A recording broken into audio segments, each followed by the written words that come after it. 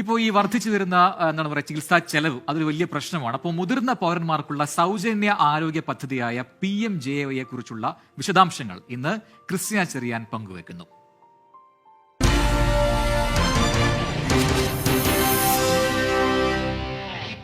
നമ്മുടെയൊക്കെ വീടുകളിൽ പ്രായമായ മുത്തശ്ശനും മുത്തശ്ശിയും ഒക്കെ കാണുമല്ലേ?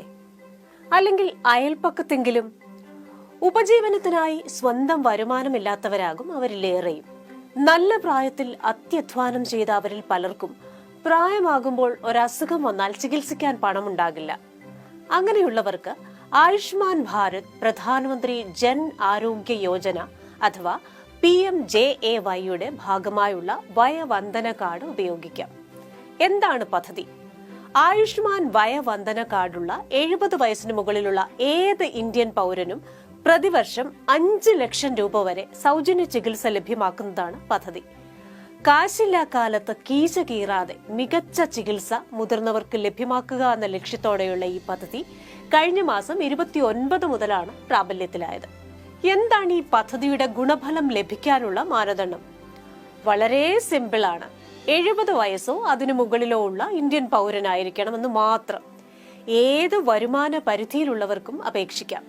പദ്ധതിയിൽ രജിസ്റ്റർ ചെയ്യാൻ എന്തൊക്കെ രേഖകൾ വേണം? 1. ആധാർ കാർഡ്. 2. ഒരു മൊബൈൽ നമ്പർ. പിന്നെ വളരെ കുറച്ച് KYC രേഖകൾ. എങ്ങനെ രജിസ്റ്റർ ചെയ്യാം? നാഷണൽ ഹെൽത്ത് അതോറിറ്റിയുടെ വെബ്സൈറ്റിലൂടെയോ ആയുഷ്മാൻ ഭാരത് ആപ്പ് ഡൗൺലോഡ് ചെയ്തോ ഓൺലൈനായി അപേക്ഷിക്കാം. ഓതന്റിഫിക്കേഷന് ശേഷം ആവശ്യമുള്ള വിവരങ്ങൾ നൽകി അപേക്ഷ പൂർത്തിയാക്കാം. ഓഫ്ലൈൻ രജിസ്ട്രേഷനായി അടുത്തുള്ള ഹെൽത്ത് ആൻഡ് വെൽനസ് സെന്ററിലോ കോമൺ സർവീസ് സെന്ററിലോ പോകാം. പക്ഷേ ആധാർ കാർഡും മറ്റ് KYC വിവരങ്ങൾക്കുള്ള രേഖയും എടുക്കാൻ മറക്കരുത് കേട്ടോ. സൈറ്റിൽ നിന്ന് വയവന്ദന കാർഡ് ഡൗൺലോഡ് ചെയ്ത് പ്രിന്റ് എടുക്കാം. ഈ വയവന്ദന കാർഡ് ചില്ലറക്കാരനല്ല. രാജ്യത്തെ 29,000 ആശുപത്രികളിൽ ക്യാഷ്ലെസ് ട്രീറ്റ്മെന്റ് ലഭിക്കുന്നതിനുള്ള പാസ്പോർട്ടാണിത്. എന്തിനൊക്കെയാണ് ക്യാഷ്ലെസ് സൗകര്യം ലഭിക്കുന്നത്?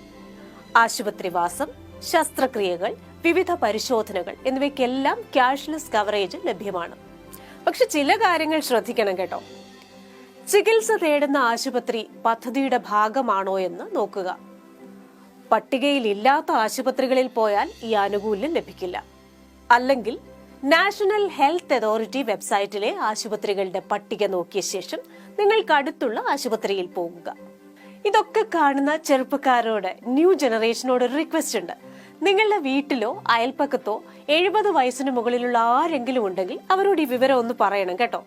ഓൺലൈൻ രജിസ്ട്രേഷനായി അവരെ ഒന്ന് സഹായിക്കുക. മുതിർന്നവരുടെ കുഞ്ഞു കുഞ്ഞു ഡിജിറ്റൽ ഡൗട്ട്സ് ക്ലിയർ ചെയ്തു കൊടുക്കുക. ഒരിക്കൽ നമ്മുടെയൊക്കെ ജീവിതത്തിൽ പ്രകാശമായിരുന്നവരുടെ ജീവിതത്തിൽ പ്രകാശം തിരികെ നൽകാം. Good night.